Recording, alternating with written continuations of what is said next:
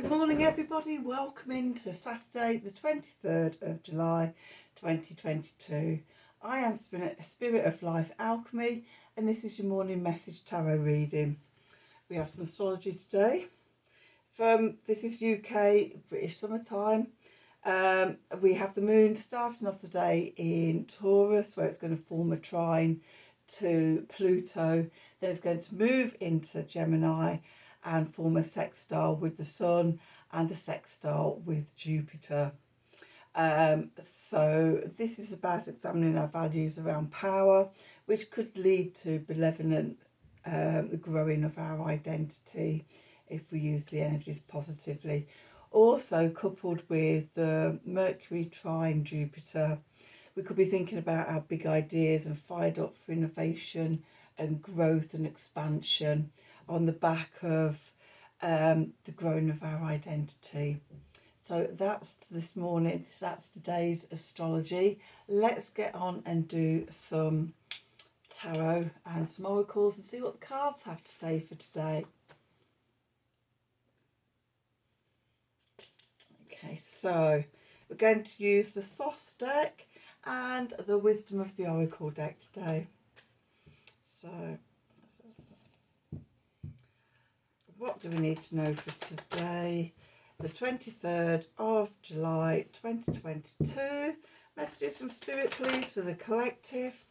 What help, advice, support and guidance can Spirit give the collective to help us navigate today's energies for our highest and greatest good? What do we need to know? What do we need to know? Saturday the 23rd of July 2022. Messages from Spirit, please, for the collective.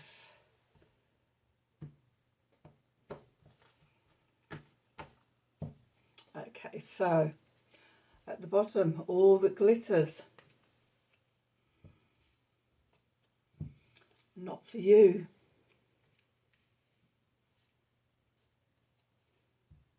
And serendipity.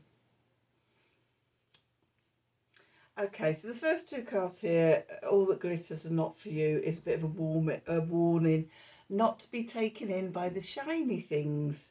I know we all sometimes do get taken in by the shiny things. Magpie spirit is strong within us, but this is a message, and it feels to me like it's around sort of our values, really asking ourselves, digging deep with that moon trine Pluto energy, digging deep into our core self, our core values, to finding out what we truly want, which very often isn't the shiny things. That may give, the shiny things may satisfy us for a short time, but then, you know, after the novelty's worn off, the shiny things aren't as shiny as we thought they were. So with serendipity, it's about coming back to centre, coming back to yourself, your core self, and just going with the flow and just seeing what shows up.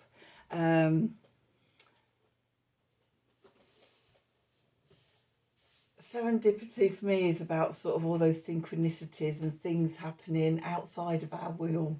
Okay, you know, we go along often, we try and force things, and I want this to happen now. Oh my God, if it doesn't happen now, it's going to be too late. And when divine timing works very differently, and it often takes a lot longer than sort of our little human minds want to think about. So yeah, try not to be drawn in by the shiny things. They're not for you, they're not for me. Let's do some tarot and see what the tarot has to add to this message. So what do we need to know for Saturday the 23rd of July 2022? Messages from Spirit, please, for the collective. What help, advice, guidance and support can Spirit give the collective to help us navigate today's energies for our highest and greatest good? What do we need to know? Saturday the 23rd of July 2022. Let's see, what have we got? We've got the Four of Cups, luxury, the moon in Cancer. We have the Princess of Cups, or the Page of Cups.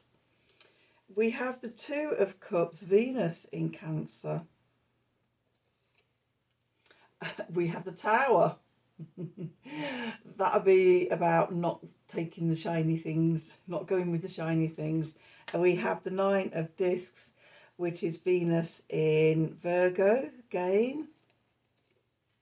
We have the Princess of Wands. We have the Queen of Cups. And we have the Four of Swords, Truce, Four of Swords, Jupiter in Libra.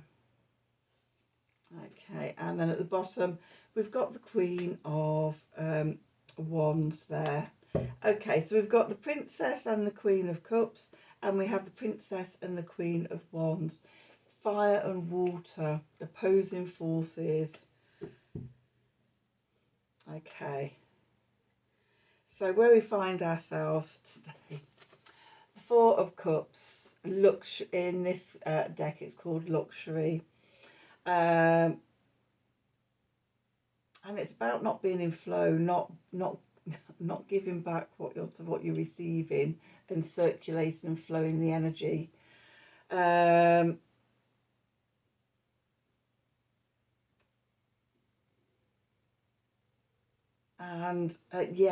so when we look at the two, we can see the water flowing down, it's flowing back into the bottom and then coming up and recycling. And the whole cycle's in flow.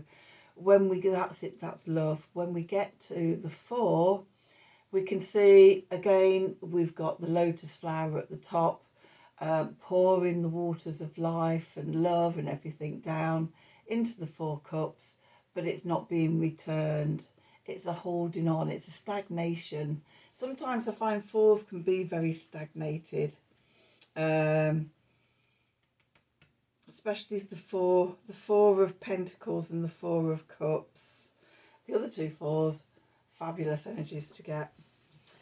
So we could be in a bit stagnated, a bit blocked, congested, stuck in the mundane, which is when we're stuck in the mundane, that's when the temptation for the glittery, shiny things is heightened, because we're bored, we're not seeing sort of beyond our mundane existence. A shiny thing comes along and it's like, ooh, big shiny thing, let's go for that, I want that.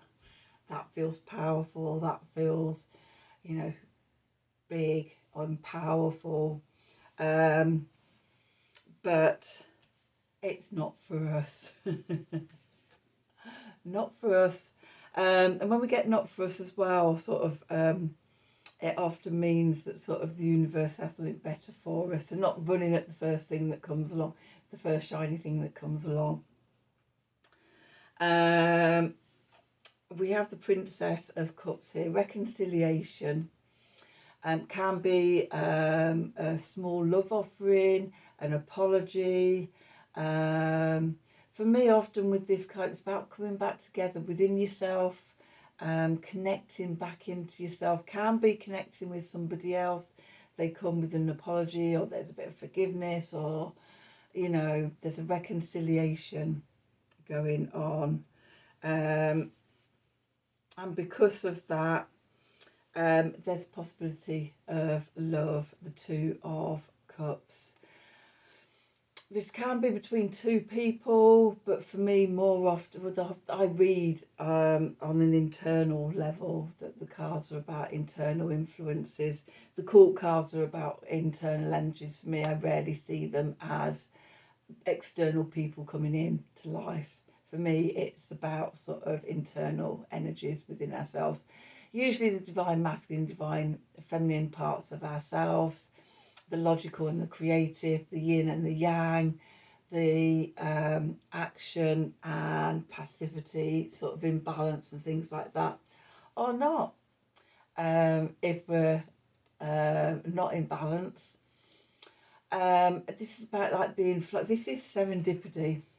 This is about being in flow. This is about sort of going the path of least resistance, going along, being in balance no matter what happens.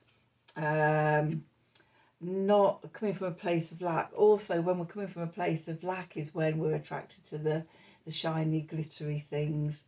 So, yeah, I'm getting a real sense of just sort of letting go, going with the flow, and just being open-hearted as we go through the day, because there's a sudden shock and surprise coming in.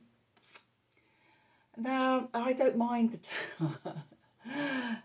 I think really every single tower moment I've had in my life has always turned out to be for the best. Even when it's absolutely shaken me to my foundations, to my roots, and I may have spent months not knowing what I'm going to do. I won't swear on the channel, but what am I going to do? And yeah, panic. The ego is displaced. It can either be momentarily, or it can go on for hours or days or weeks or months. I have in the past had towers go on for months, until I found my footing again. So I'm not saying that's going to be for everybody. I'm just saying there's a tower moment, a shock to the system, a displacement to the ego. The tower always reminds me of a hexagram 51 shock in the I Ching. And it's about sort of something that shakes our foundations, a surprise, a shock or something. And in sort of the I Ching, it talks about it doesn't necessarily have to be a bad thing. You know, winning a large sum of money can be a shock to the system and take away just, you know, the old structures fall down because suddenly you're in a place where there's loads of new possibilities and things. How we use all that glitter, all that gold, okay, can sort of be how it becomes a positive or a negative thing in our lives. So the tower I see as neutral. It's just a shaking of our foundations. The old structures collapsing away, can be through anything positive or negative, but suddenly sort of something that we've built up in the past, we can see through it, or it falls away. And again, I'm seeing this as that moon trine Pluto energy, of, you know, abuses of power coming to light. You know, all the old structures we see falling away now. We're going through a very much of a tower time, while Pluto is in these last degrees of Capricorn. So it could be sort of something that's sort of happening out in the world that shocks you. It could also just as well be a personal thing. But yeah, could be in for a sudden shock and surprise. But it leads to the Nine of Discs, or the Nine of Pentacles. In this deck, it's called Gain. And we gain within ourselves. For me, the Nine of Pentacles is about being independent, having self-confidence. It doesn't matter what shakes your foundations, because you've built yourself on love. You're independent. You're not relying on anybody else. Even in relationships with other people, you're interdependent rather than codependent. Each party being independent on their own, but coming together in balance and harmony. Okay, and then over here, the clarifiers, we have the Princess of Wands, and I love this card. For me, this is really about taking your fears by the tail, shaking them and throwing them off. Whatever this is, you have the ability, the inspiration, and the new energy to deal with it. It's one of my favourite cards, this, in this deck. That sort of, yeah, grabbing the tiger and overcoming fears. And we do that where we become reflective. The Queen of Cups, the scryer, the reader of the oracles, the reflector. She sees what's in the surface of the water and what's reflected back at her. And sort of, smoothing the water so that she can scry and everything in there. It's that a fixed energy of the cups of water, of seeing what's already there, and that sort of, that focus, that connection to your higher self, the still waters and everything, and scrying to see through the chaos. Okay, and that brings about healing, the Four of Swords. In this deck it's called Truce, and it's about that sort of stop fighting, pausing, having a break, a chance for healing, a chance to reassess, and especially when it comes out with the Queen of Cups, look at the bigger picture, step back, let things unfold rather than being involved in the drama. Again, serendipity. And the card from the bottom of the deck, which is the general environment or the subconscious stuff that's going on, we have the Queen of Wands. And what a beautiful Queen of Wands she is in this deck. She's sat back in her throne, her hand upon her, a leopard or a panther or jaguar, whatever it is, and she's sat back and the power is emanating out of her.